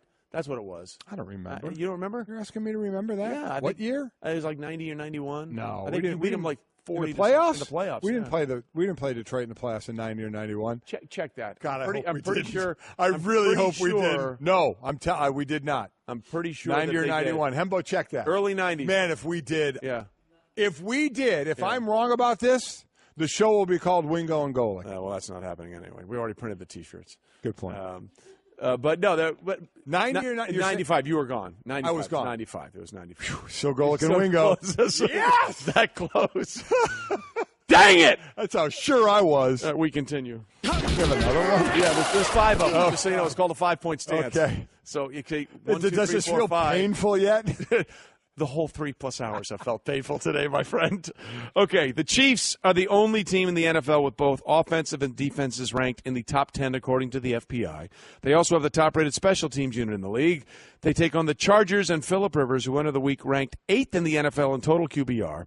They 7 QBs ahead of Phillip Rivers are a combined 13-0 this season. Similarly, he's the 4th quarterback in the NFL in completion percentage. The 3 QBs ahead of him are a combined 5-0. That is so much information. I don't even know what that. I would just Hembo. What is this? What did you just do here? I would stop with all that. I think there's a Pythagorean theorem in here and somewhere. Do we think we have a hypotenuse in here? I know this. Is that possible? I know this is all about. Did you factor out pi to 27 digits? B squared. C squared. Correct. There you go. There you go. There was a lot in there. There was a lot about Phillip Rivers, and I'm going to push that aside for a bit and talk Shove the Rivers information to the side. Talk about Kansas City. Yeah. And another one. That might be was the smartest thing you've done in this entire segment. Between he and throwing the ball down the field, we talked about Bradford early in that first, in their first games when they're throwing the ball down the field. Will Alex Smith continue to do that? Will he revert back to the game manager? That's like a swear word in the NFL. But I think when you get a surprise like Kareem Hunt doing what he's doing and saying, okay, this has given us an added dimension. 5 scrimmage touchdowns. You have the best tight end, right? Gronk, we can call him when he's healthy, but we're still never sure. Kelsey is right now, yes. He's good for a touchdown and a unsportsmanlike conduct every game. And a dance. And a dance. Which might be the unsportsmanlike conduct. And the defense, losing Eric Berry certainly hurts you when you can man up on that tight end like he did against Gronk. But, boy, I love that team. Well, what I love about Kansas City is they won 2 games 2 different ways. Yeah. I mean, they won in a shootout in New England on the road. And then they had it was 24-21, I think was the score. It was a slugfest. That game was a big boy, bring your lunch bucket game. Right. And they were able to win that too. And they'll get after people on the defensive side of the ball. So that, thankfully, is the end to the 5-point. You can just hit the button. Right now on Mike and Mike. It's time for the 5. That was the 5-point set. That was on you. Listen, this entire segment was your fault. Let's be clear about my fault. Except for the Hembo stats, they were terrible. See Hembo, we love you. Old Ross Hadford. See what you can look forward to? November 27th. Wow. Hey, you know what you can look forward to tonight? Yeah. That was very good, wherever that came from. That was. I was very impressed. Our next top-ranked boxing title fight is tonight. Oscar Valdez puts his WBO featherweight title on the line against Genesis Cervania. The undercard starts at 7:30 with the main event at 10:30, live on ESPN, ESPN Deportes, and, of course, the ESPN app. All right, we talked about this earlier today. We're going to have the first, I think there are 3 London games this year, 3 or 4. More than 2, that much I know. Okay. And it's going to be the Ravens hosting the Jaguars, who at some point, let's just move them there. Well, I mean, they're there all the time. Obviously, the deal that they went into and signed, they want Shad Khan wants to be there. Jaguars are the home team in the Shad Khan events. We're not taking anything away from Jacksonville. We're just saying you can read the writing here is what may be a possibility. The NFL has now said that they want a team in London by 2022. When you hear that as a former player, the idea that one team will be on a different continent, what goes through your mind? I mean, I get the globalization. I wanted to also read that they don't think they're going to try and play a game in China. They don't think that's going to be able to happen. We've seen the globalization, obviously, of other sports. Others had already been that way, but basketball really came along ever since the. But they don't have a team in China in '92. I'm not a fan of it personally. I know from the East Coast to London, it's kind of just like a flight. Is it? From the East Coast to West Coast, right? Well, by 6 hours. The saying is the selling point for the NFL is, hey, it's almost the same as flying to Seattle. Right. Because they use Seattle because Seattle is way – right. I mean, people forget how far northwest Seattle is. San Francisco is 800 miles south of Seattle. That's how far away in the northwest corner Seattle is. So they'll say, well, you have to fly to Seattle. But every time we have Seattle come east, what do we talk about? Well, it's a West Coast team coming east, playing the 1 o'clock time zone. The only team that's been successful at that as of late has been the Raiders. Exactly right. So we talk about that as a problem for the team going west to east. But the biggest difference is not the time of travel, but from a competitive standpoint, the time zone difference. Change, right. Okay? It's 3 hours from here to Seattle or here to the West Coast. It is 5 hours.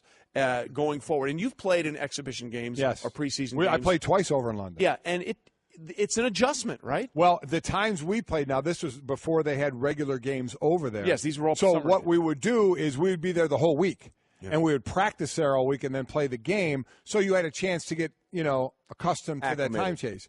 You're not going to be able to do that here. I don't imagine it's going to be coming off of a bye week or you're leaving your game and flying right to London. And you're not going to do that. It's just not going to happen. So the acclimation process, I do think, could be tough. And then here's the other part. You're talking about one team going there one time. Yeah. Okay, now you're going to have a team in London that's doing that eight times? 8 times. Right. I don't see how that's not a competitive imbalance in a massive way. Yeah. We understand the business part of it. We get it. We understand, they can make money in London with a team.